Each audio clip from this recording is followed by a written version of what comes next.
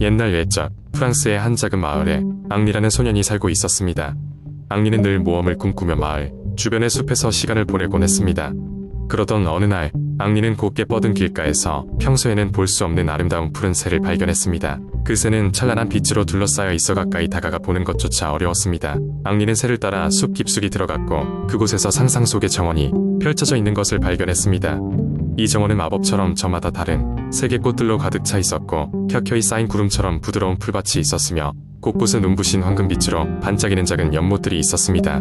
하지만 무엇보다도 가장 놀라운 것은 정원의 중앙에 위치한 커다란 나무였습니다. 그 나무에는 은빛으로 반짝이는 사과가 주렁주렁 열려 있었으며 마치 사람의 손길을 기다리는 듯했습니다. 앙리는 탐냄 없이 이 정원을 돌아다니며 감탄을 멈추지 않았습니다. 그러던 중 바람처럼 나긋나긋한 여인의 목소리가 그의 귀에 들려왔습니다. 어서 오세요, 어린 탐험자여. 이 정원에 온 것을 환영합니다. 앙리는 그 소리가 어디서 오는지 찾으려 했으나 아무도 보이지 않았습니다. 여기에 있는 모든 것들은 너의 용기와 선의에 대한 보답이란다. 목소리가 계속되었습니다. 순간 앙리의 앞에 환상이 펼쳐졌습니다. 앙리는 과거로 돌아가 자신의 작은 친절들이 어떻게 이 마법의 정원을 형성했는지 보게 되었습니다. 그가 배고픈 이웃에게 건넨 빵 한 조각이 노란 장미로 우리에 갇힌 새를 풀어준 것이 푸른 새로, 그리고 친구와 함께 만든 작은 나무집이 바로 이 나무로 나타난 것이었습니다. 앙리는 자신의 행동이 이렇게 아름다운 형태로 돌아왔다는 사실에 놀라움을 금치 못했습니다. 앙리는 여인의 목소리에 따라 정원을 돌아다니며 서투른 손길로 은사과를 하나 따들고는 집으로 돌아왔습니다. 그는 그 사과를 가족과 나누며 자신의 모험을 이야기했습니다.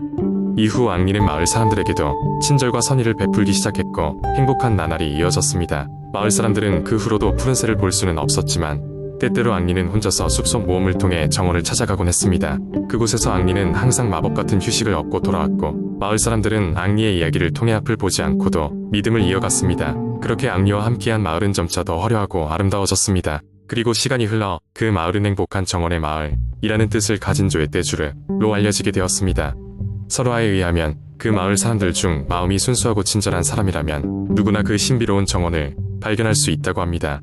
두 번째 이야기. 옛날 옛적 프랑스의 한 작은 마을에 빌랑이라는 이름의 젊고 용감한 남자가 살고 있었습니다. 이 마을은 푸른 숲과 끝없는 밭으로 둘러싸여 있었고 마을 사람들은 포도 농사와 치즈 제조로 유명했습니다. 그런데 이 마을 사람들은 근처에 흐르는 큰 강 때문에 항상 걱정이 많았습니다. 이 강은 꼭 필요한 물을 제공했지만 잦은 홍수로 인해 마을의 많은 집과 농장이 피해를 입곤 했습니다.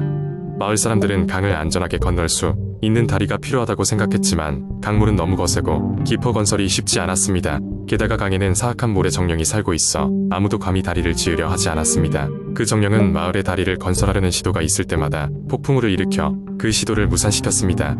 어느 날 용감한 청년 빌랑은 마을 사람들을 모아 이렇게 말했습니다. 우리 모두가 함께 힘을 모으면 이 강에 안전한 다리를 놓을 수 있을 것입니다. 저는 마법이 깃든 방법을 찾아서 이 정령을 무찌르고야 말 것입니다. 빌랑의 말에 마을 사람들은 두려움과 불신도 있었지만 그의 용기와 결단력에 감동하여 그를 응원하기로 했습니다. 빌랑은 숲속 깊은 곳으로 떠나 숲의 수호자이자 전설적인 마법사인 엘로나를 찾아가 도움을 청했습니다. 그녀는 빌랑의 용기를 인정하고 그에게 특별한 임무를 주었습니다. 강의 건너편에 있는 신성한 언덕으로 가서 성역의 샘물을 얻어오세요. 그 물을 다리에 뿌리면 당신을 돕기 위해 강의 정령도 힘이 약해질 것입니다. 그러나 그 길은 멀고 험난할 것입니다. 신중을 기해야 합니다. 빌랑은 마법사의 지시를 따르기로 결심하고 성역의 언덕을 목표로 여행을 떠났습니다. 그는 길을 가는 동안 많은 시련과 위험을 겪었습니다. 깊고 어두운 숲에서 길을 잃기도 했고 가파른 절벽을 오르는 순간 강한 바람에 흔들리기도 했습니다. 그럼에도 불구하고 빌랑은 포기하지 않고 끝내 목표지에 도달했습니다. 성역의 샘은 신비롭게 빛나고 있었고 물을 떠오르자마자 눈부신 빛이 그 주위를 감쌌습니다. 결국 빌랑은 샘물을 얻어 무사히 마을로 돌아왔고 마을 사람들과 함께 다리 건설을 시작했습니다. 마법의 샘물을 다리에 뿌리자 사악한 정령의 힘은 차츰 약해졌고 점점 더 많은 사람들이 도우면서 다리는 견고하게 완성되었습니다. 그리고 그들이 꿈꾸던 마법의 다리가 드디어 강 위에 서게 되었습니다. 그 후로도 마을 사람들은 이 다리를 통해 안전하게 강을 건너며 행복하게 살았습니다. 그리고 그들은 매년 봄마다 빌랑의 용기와 마법의 힘을 기리는 축제를 열어 서로의 단합과 협력을 기념하였습니다. 빌랑의 이야기는 오랜 시간이 지나도 용기와 단결의 상징으로 프랑스 전역에 전해져 내려오고 있습니다. 지금도 사람들은 이 이야기를 들으며 서로를 돕고 협력하는 것이 얼마나 중요한지를 배우고 있습니다. 세 번째 이야기. 옛날 옛적 작은 마을의 끝자락에 루시라는 이름의 소녀가 살고 있었습니다. 루시는 항상 모험을 꿈꾸며 그녀가 사는 마을을 둘러싸고 있는 울창한 숲을 그 이상한 매력 때문에 좋아했습니다. 이 숲은 마을 사람들 사이에서 비밀스러운 장소로 여겨졌고 사람들은 그곳에 들어가는 것을 꺼려했습니다. 어느 날 루시는 숲속을 탐험하던 중 환상적인 빛이 나는 분홍색 꽃을 발견했습니다. 이 꽃은 그녀가 이전에 본 적이 없는 것이었으며 꽃잎에서 은은한 향기가 나고 있었습니다. 루시는 그 꽃의 아름다움에 매료되어 가까이 다가가더니 손을 뻗어한 송이를 따려고 했습니다. 그 순간 루시는 갑자기 빠르게 돌아가는 바람소리를 들었고 갑자기 그녀 앞에 마법사처럼 보이는 늙은 여인이 나타났습니다. 늙은 여인은 그녀의 이름이 미라벨이라고 소개하며 루시에게 조심하라고 경고했습니다.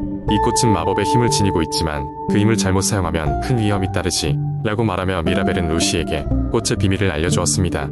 그 꽃은 사람의 소원을 들어줄 수 있는 능력이 있었지만 한 가지 조건이 있었습니다. 그 소원이 진정으로 타인을 위한 것이어야만 했습니다. 루시는 이 이야기에 흥미를 느끼고 미라벨에게 감사 인사를 했습니다. 집으로 돌아가는 길에 그녀는 자신이 무엇을 위해 소원을 빌어야 할지 깊이 생각했습니다.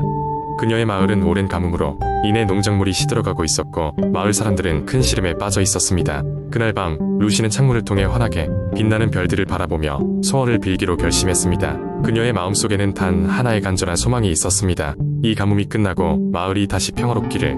그녀는 조용히 마법의 꽃을 손에 쥐고 소원을 빌었습니다. 다음 날 아침 놀랍게도 하늘은 두껍고 어두운 구름이 서서히 모여들기 시작했습니다. 이윽고 비가 내리기 시작했고 이 비는 며칠 동안 계속되었습니다. 마을의 농작물들은 다시 생기를 찾았고 마을 사람들은 기쁨에 겨워 환호했습니다. 미라벨은 다시 루시에게 나타났습니다. 너의 소원은 마을 전체를 위한 것이었기에 성취되었단다. 너는 진정한 마음의 힘을 보여주었구나 라고 말하며 그녀는 루시에게 작은 황금 발찌를 선물로 주었습니다. 이것은 너의 순수한 마음을 기념하는 것이다 라고 전했습니다. 세월이 흐르면서 루시는 그 마법의 꽃밭을 다시 찾지 않았습니다. 그녀는 가끔씩 그 숲을 산책하곤 했지만 이제는 어두운 숲이 무섭지 않았습니다. 대신 그녀는 숲의 아름다움과 그날의 특별한 기억을 소중히 간직했습니다.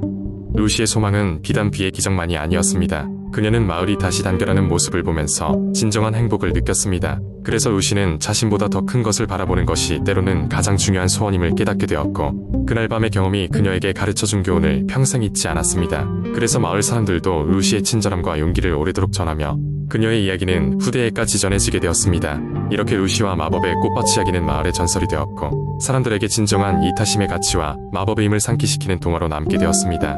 네 번째 이야기 옛날 옛적 프랑스의 작은 마을 근처에는 울창한 마법의 숲이 있었습니다. 이 숲은 일반인들에겐 숲 그 자체처럼 보였지만 실은 마법 생명체들이 살고 있는 신비한 장소였습니다.